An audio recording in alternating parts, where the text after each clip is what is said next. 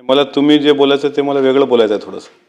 राज्यपालाच्या अभिभाषणाच्या संदर्भात बोलण्याची संधी दिल्याबद्दल मी मनापासून आपले आभार मानतो. नंबर गेला ना मागे. खरं तर महाराष्ट्राच्या पुढील वाटचालीचा दिशादर्शक दस्तऐवज ज्यामध्ये आर्थिक शिस्त, पायाभूत सुविधा, कृषी क्षेत्रातली बळकटी, उद्योगांना चालना आणि सांस्कृतिक जतन या सर्व क्षेत्रात सरकारने स्पष्ट दिशा मांडल्याच्या या अभिभाषणामध्ये दिसते आहे.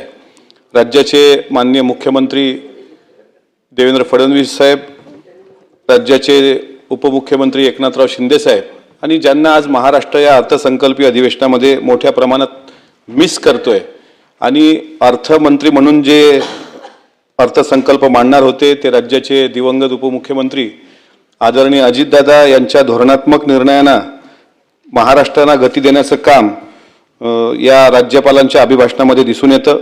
महाराष्ट्रासारख्या मोठ्या आणि विविधतेने नटलेल्या राज्यात विकासाची गती टिकून ठेवण्याकरता निर्णय क्षमता, सातत्य आणि प्रशासनातील समन्वय अत्यंत महत्त्वाचा असतो. सभापती महोदय, गेल्या काही वर्षात राज्याने आर्थिक नियोजन, प्रकल्प पूर्णत्वास नेणे आणि निधीच्या कार्यक्षम वापरात जे धोरणात्मक निर्णय घेतले त्यामधून शासनाची स्थिर भूमिका दिसून येते.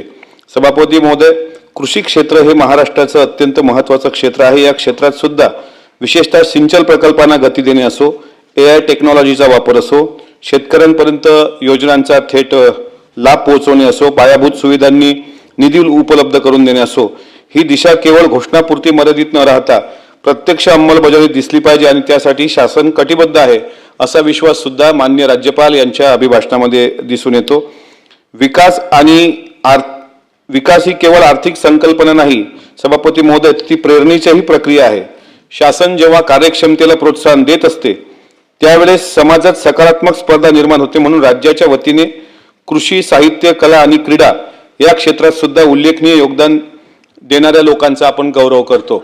माझी मंगलप्रभात लोढासाहेब, आपण या ठिकाणी आहात सरकारच्या वतीनं मंत्री म्हणून, माझी आपल्याला विनंती आहे आणि माझ्या विनंतीचा आपण गांभीर्याने विचार करावा असं मी आपल्याला विनंती करतो की राज्याच्या वतीने कृषी, साहित्य, कला आणि क्रीडा या क्षेत्रात उल्लेखनीय योगदान देणाऱ्यांसाठी अजितदादांच्या नावाने एक राज्यस्तरीय पुरस्काराची योजना जाहीर करणं मला असं वाटतं खरी त्यांना आदरांजली ठरेल. कारण या क्षेत्रामध्ये अजितदादांचं योगदान नाकारता येत नाही.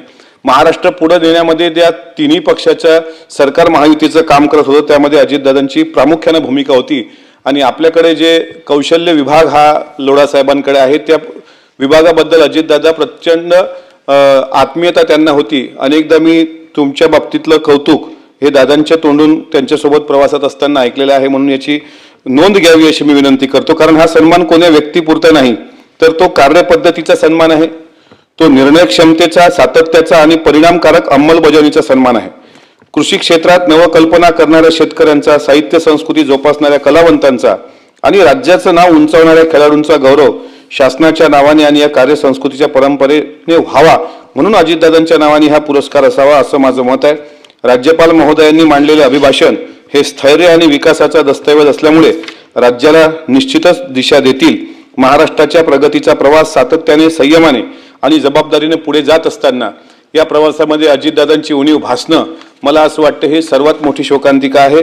पण आदरणीय सुनेत्रा वहिनी ज्या राज्याच्या पहिल्या महिला उपमुख्यमंत्री म्हणून आता सरकारमध्ये आलेल्या आहेत आणि अत्यंत जड अंतःकरणाने सुद्धा तितक्याच तत्परतेने त्यांनी ह्या सगळा शिवधनुष्य लिलाया उचललेला आहे. त्या पेलतील याबद्दल कुणाच्याही मनात दुमत नाही. मागे वरळी डोम येथे आपण होतात सभापती महोदय, राज्याच्या मुख्यमंत्र्यांनी अजितदादांचा जो गौरव केला, जो उल्लेख केला, त्यामध्ये तिजोरीवर आर्थिक ताण असताना सुद्धा लाडकी बहीण योजना अजितदादांनी कशा पद्धतीने कार्यान्वित केली. इतर कुठल्याही याच्यावर ताण आला तरी मागे पुढे होईल, पण आर्थिक शिस्त देण्यासाठी आणि लाडकी बहीण योजना कायम राहण्यासाठी माननीय मुख्यमंत्र्यांना सुद्धा त्यांनी कशा प्रकारे डिस्कशन केलं हे स्वतः माननीय मुख्यमंत्र्यांनी त्यांच्या भाषणामध्ये त्या दिवशी वरळी डोमला सांगितलं. आणि आम्ही सुद्धा व्यक्त केलं होतं की लाडकी बहीण योजना म्हणजे अर्थातच ह्या मागण्या आहेत त्याला इम्प्लिमेंट करण्याचं काम सरकार करेल. कारण विधानसभेचे अध्यक्ष नार्वेकर साहेबांनी अजितदादांच्या स्मारकाच्या संदर्भात विधान भवन परिसरामध्ये त्यांचं स्मृती कायमस्वरूपी राहाव्या म्हणून एक स्मारकाचा उल्लेख त्या ठिकाणी केलाय. त्याबद्दल मी त्यांचं विशेष अभिनंदन करतो. ते लवकरात लवकर पूर्णत्वास येईनच. पण दादांच्या नावाने राज्यस्तरीय पुरस्कार आणि लाडकी बहीण योजनेला आदरणीय अजितदादांचं नाव देण्याचाही विचार आपल्या सरकारने करावा अशी अपेक्षा व्यक्त करतो. मग सन्माननीय सदस्य राजेश राठोड साहेबांनी राज्यपालांच्या अभिभाषणापूर्वी आदरांजली व्यक्त दादांना झाली नाही याचं जे खंत व्यक्त केली ती खंत माझ्या मनात सुद्धा होती. पण राजेश राठोड साहेबांना मी धन्यवाद देतो की तुम्ही खंत मांडली. पण सरकार म्हणून त्यांना हे अधिवेशन होईपर्यंत आदरांजलीचा जो कार्यक्रम राज्यपाल अभिभाषणाच्या वेळेस आपला मिस झाला तो आणखी मुख्यमंत्र्यांच्या उपस्थितीत या अधिवेशनाच्या पार पडेपर्यंत करता येईल का ते बघावं.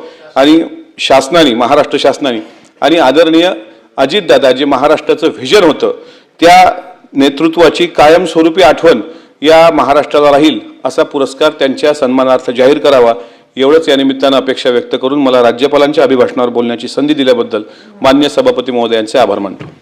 सदाभाऊ खोत.